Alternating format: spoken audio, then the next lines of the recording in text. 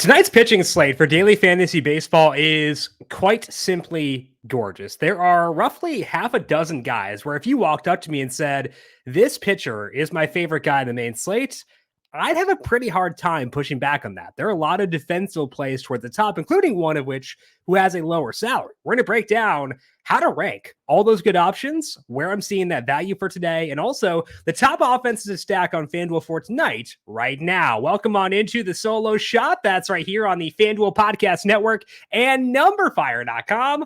My name is Jim Sanas. I am a senior writer and analyst for numberFire, here to preview tonight's 12-game main slate with locks up for 7:05 p.m. Eastern for today. Weather notes on this slate in Cleveland for the Guardians and the Cardinals. Wind is in from right at 10 miles per hour. I would give a slight downgrade to the offenses for the Guardians and Cardinals as a result. There is a decent chance of rain at Coors Field for the Rockies and the Mets. Looks like they should be able to play. Probably going to be scattered showers, but definitely worth checking back on that later on. And finally, the roof will be closed in Arizona for the Red Sox and Diamondbacks. So that'll mute offenses a bit because it is 90 outside and would have been very nice to have the roof open, but still a plus spot for offense, just not as plus as it is typically. We're going to dive in to the pitching preview, stacks, and much more here in just 1 second. But first, a reminder to make sure you're subscribed to the numberFire Daily Fantasy Podcast feed wherever you get your podcasts. We, of course, have these daily MLB podcasts, but also PGA every week and USC for select events, all in the same place. So go search for the numberFire Daily Fantasy Podcast feed wherever you get your podcasts. Hit subscribe. And if you like what you hear, leave us a 5-star rating if you're watching on YouTube. Subscribe to the FanDuel YouTube page and also leave us a thumbs up there. We appreciate all of you as always. Make a fast break to FanDuel during the NBA playoffs because right now, new customers get a no sweat first bet up to $1,000. That's $1,000 back in bonus bets if your first bet doesn't win. There's no better place to bet all the playoff action than America's #1 sportsbook, FanDuel, official sports betting partner of the NBA. Must be 21 plus and present in select states. First online real money wager only. $10 deposit required. Refund issued as non-withdrawable bonus bets that expire in 14 days. Restrictions apply. See terms at sportsbook.fanduel.com. FanDuel is offering online sports wagering in Kansas under an agreement with Kansas Star Casino LLC. Gambling problem? Call 1-800-GAMBLER or visit fanduel.com/RG. In Arizona, 1-800-NEXT-STEP or text NEXT STEP to 53342. In Connecticut, 1-888-789-7777 or visit ccpg.org/chat. In Indiana, 1-800-9-WITH-IT. In Wyoming and Kansas, 1-800-522-4700 or in Kansas, ksgamblinghelp.com. Louisiana is 1-877-770-STOP. In Massachusetts, gamblinghelplinema.org or call 800-327-5050 for 24/7 support. In Maryland, mdgamblinghelp.org. In New York, 1-877-8-HOPE-NY or text HOPE-NY. In West Virginia, go to 1-800-GAMBLER.net. Pitching preview for this Friday main slate. Again, it is a good one with Mitch Keller at the top with the highest salary on FanDuel. His salary is $11,400, followed by Kevin Gausman at 11-1. George Kirby is 10-6 with Hunter Brown facing the A's at 10-3. Chris Sale is out in Arizona at 10-1. Freddie Peralta at 10,000. Shane Bieber, $9,800 with Jesus Luzardo at 96. Max Scherzer at Coors Field, 91. With Louis Varland, John Gray, Reed Detmers, and Patrick Corbin. The others at $8,000 or higher. A lot of names in the 9,000 range, all of them pretty defensible, pretty good for the most part. And also one guy down there who we can like quite a bit. Now, I think this is a unique slate where typically your cash game pitcher will be higher salary because you want that floor.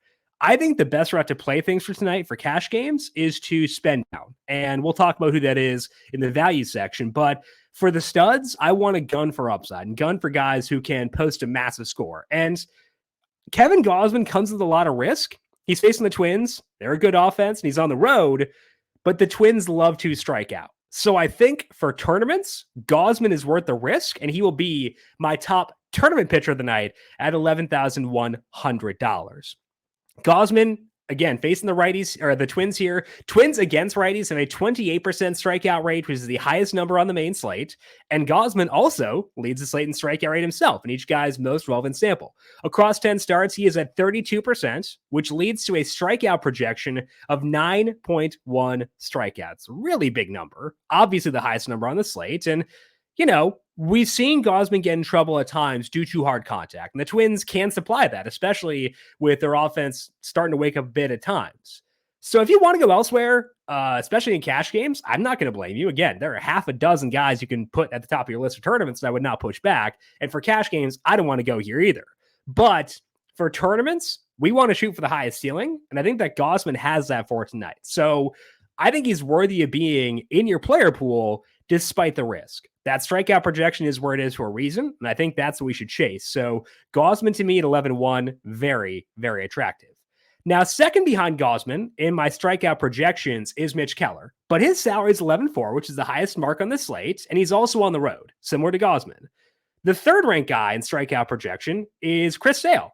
Chris Sale, also on the road, but his salary is a bit lower, down at $10,100. I think I'm okay taking those savings and dipping down to Sale here and making him the number 2 guy behind Gosman. Keller, obviously in full consideration, though.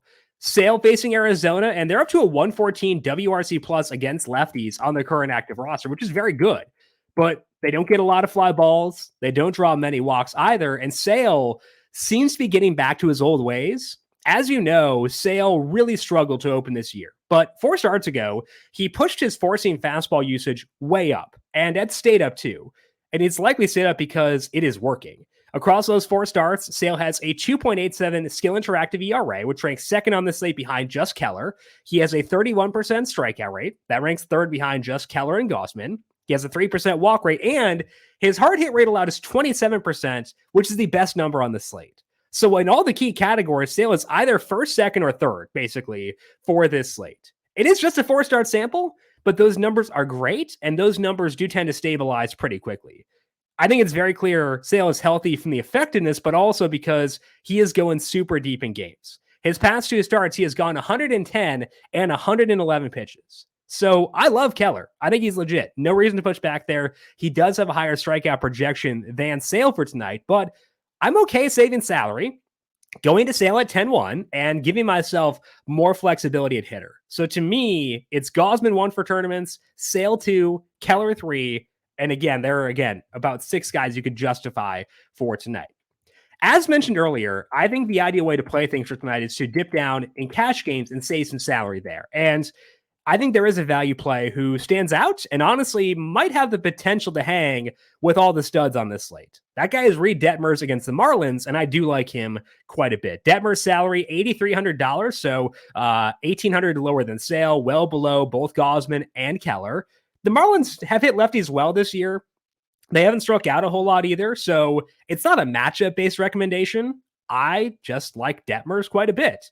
In his first start this year, Detmers didn't throw many sliders. It was just a 27% usage of that pitch in that game, but it was 35% the second time out, and it's been 40% or higher in all but 1 start since. So I'm going to toss out that first start because that's not the pitcher he is right now. Across the past 7, Detmers has a 3.65 skill interactive ERA with a 30% strikeout rate, which is at least sniffing the range of Gosman, Keller, and Sale.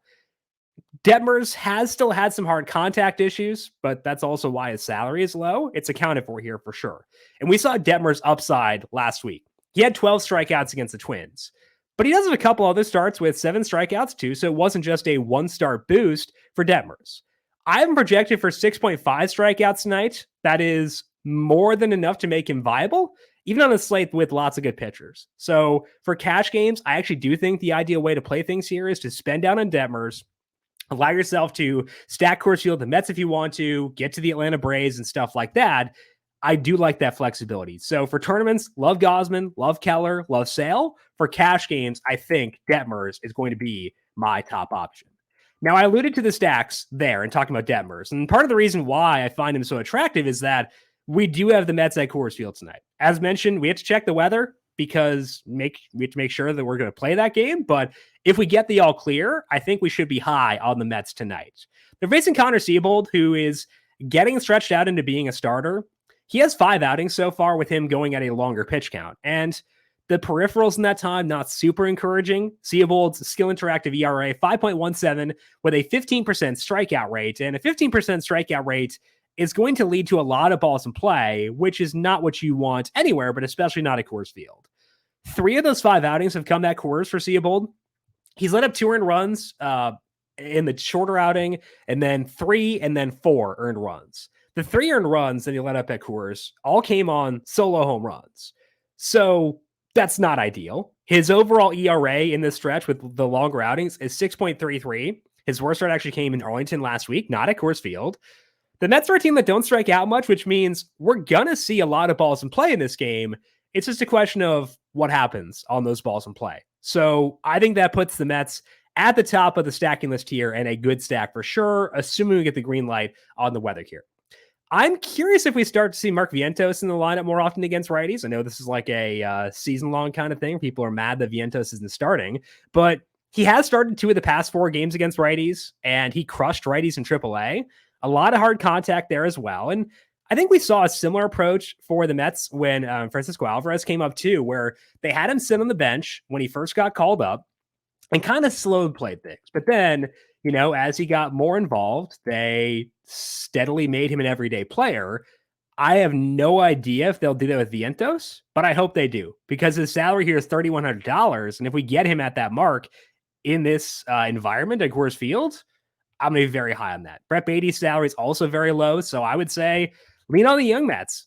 Low salaries. I think they've got some power, some upside for sure. So hopefully Vientos gets in there, because I am willing to buy in the second he does get those starts. For our second stack, we're going to talk about the Braves here. Taijuan Walker is facing them. Pretty volatile pitcher. He's made 10 starts so far this year. He's let up 1 or fewer earned runs 3 separate times, which does include his last time out. So 3 very good outings. But he also let up 8 runs in 1 start and has a 5.79 ERA overall. He's facing the Braves tonight, and I think their upside is very good here. That 8-run outing, even though it's the reason that his ERA is high, is also very relevant broadly, because that was the start where Walker upped his splitter usage, and he's kept it high despite the bumps in that start. In 5 starts with more splitters, Walker has let up a 49% hard hit rate. He doesn't have awful plate discipline numbers, and I'm guessing that's why he's capable of having these really nice starts. But that's also why the blowups are in play, all that hard contact. You can have good batted ball luck and work your way into a good outing, but you can also have outings where that blows up in your face. The Braves are a team that can blow it up in your face. 185 ISO against righties. So I think we should feel good about stacking against Walker here, even if he is unpredictable, even if he is volatile, has good outings. I still think the Braves make a lot of sense for tonight. Now, as I discussed here on the show, I oftentimes write out a lot of my notes the day before. So was researching this stack yesterday before the Braves game and was digging into Austin Riley. It's like, okay, he's barreling the ball, 13.9% barrel rate the previous 2 weeks, 50% hard hit rate. I was like, okay, cool. I can buy into Austin Riley, and maybe people will not be super enthused to do so because his ISO against righties is 109. And then Riley goes out last night and double dogs. So secret's out. Austin Riley hitting the ball really well right now. As you know, he can be a somewhat streaky batter. That's not a bad thing. That's never really a bad thing, I don't think. So sure, you could be on him because of the 2 home runs last night, but I think there were signs he was heating up before that. So I don't think it's an overreaction to last night's game to say that Riley is a tremendous option. I think that he's in a stack that we like. The signs were there, so it may feel point chasey, but I'll be back on Austin Riley once again for tonight, because I don't think those 2 home runs are the last ones he'll have here in this next little stretch. Finally, for our third stack, this one was tough. I think that there were a lot of options, but not a lot of great options for the third stack. So to me, there's a fall off after the Mets and the Braves. I wound up settling on the Red Sox. They're in Arizona tonight. The roof is closed. So again, it's a downgraded park factor from what Arizona typically is, but they're facing Brandon Pfaadt, who is still struggling with hard contact. I think we should stack against Pfaadt until he corrects the amount of hard contact he's allowing. Across 4 starts for Pfaadt in the majors, he has a 7.65 ERA. His expected ERA is 7.41, and that's mostly due to hard contact. Across those 4 starts, Pfaadt has let up a 50% hard hit rate. And that's tough always, but it's especially tough when your fly ball rate is also high at 44%. The past 2 starts for Pfaadt have been much better. He's allowed just 4 earned runs in 10 1/3 innings, and did have 1 start where the hard contact was low, but last time out, the hard contact back up to a 50% rate there. So I don't want to overreact to those 2 games. I do think Fott will figure things out eventually. He's a good pitcher, but he's not there yet. And I think that allows us to be on the Red Sox here and feel good about stacking them out in Arizona. The most interesting guy to me here is Tristan Casas. He has a 181 batting average this year. As you know, batting average is a stupid stat, but could be indicative. You toss in the player card over on FanDuel. People see that, they get nervous. I don't think we should be, because his strikeout rate is fine at 27%. His barrel rate is 13.8%. His expected WOBA is 344 as opposed to his actual WOBA at 300. So I think Casas will turn things around here pretty soon. His salary is $2,600. I think he has plenty enough upside for us to be on him here. And again, given the options we have here with the Braves, with the Mets, and with this Red Sox offense, we want to save some salary. So that's part of why Chris Sale has attracted me. It's part of why I like Reed Detmers. I think that Casas can be a rock-solid value play we can feel good about for tonight. Things to watch on this Friday slate. I really like what Matthew Liberatore did in his first start this year. I think he made some gains in AAA and then carried them over into the majors. So I broadly like him.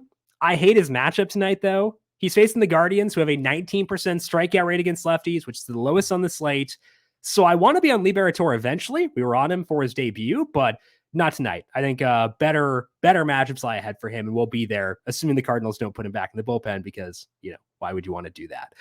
I don't mind some Nationals for some value plays. They're facing Jordan Lyles, who's letting up a ton of fly balls right now.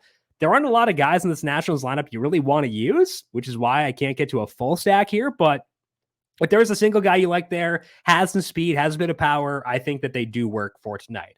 Finally, for tournaments, I think it's worth considering stacking the Cardinals tonight. They're facing Shane Bieber, who was awesome last time out. He went 8 innings, and it was tied to increased velocity in his curveball 5 starts ago. So you could say, okay, Bieber, good start last time out. Velo on his curve is up. Maybe he's turned things around. But even in this 5-star sample with the increased velo, he is still allowing a 54% hard hit rate. He let up 2 barrels in that game last week where he pitched really well. So I don't think Bieber's fully fixed yet.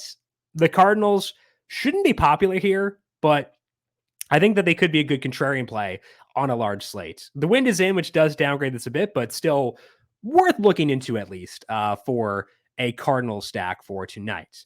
Let's finish up here with the dinger calls for today. Going back out to Atlanta, facing Walker for the first one. I'm going to go Matt Olson. Ronald Acuna Jr. is a better DFS play because of the stolen bases. But if I'm just looking for like raw dingers, I love what Olson does. Puts the ball in the air a ton.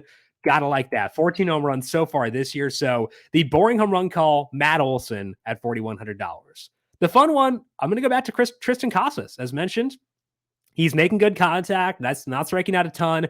Facing Fott, who has had a lot of issues with hard contact. So I think Casas is better than his numbers say thus far and could be due for some positive regression. So dinger calls for today, Matt Olson and Tristan Casas. That's all we got here for today on the Solo Shot. No show on Monday because of Memorial Day. So back with you once again next Tuesday, breaking down MLB DFS. We'll talk some PGA DFS that same day as well. So make sure you're subscribed to the numberFire Daily Fantasy Podcast feed to get those as they are posted. If you've got any questions for me, I am on Twitter at Jim Sannes, JIMSANNES. You can also follow the FanDuel Podcast Network at FanDuel Podcast. I want to thank you all for tuning in for today. Have a fantastic weekend. Be safe, be healthy. We'll talk to you all again on Tuesday for more MLB DFS. This has been the Solo Shot right here on the FanDuel Podcast Network.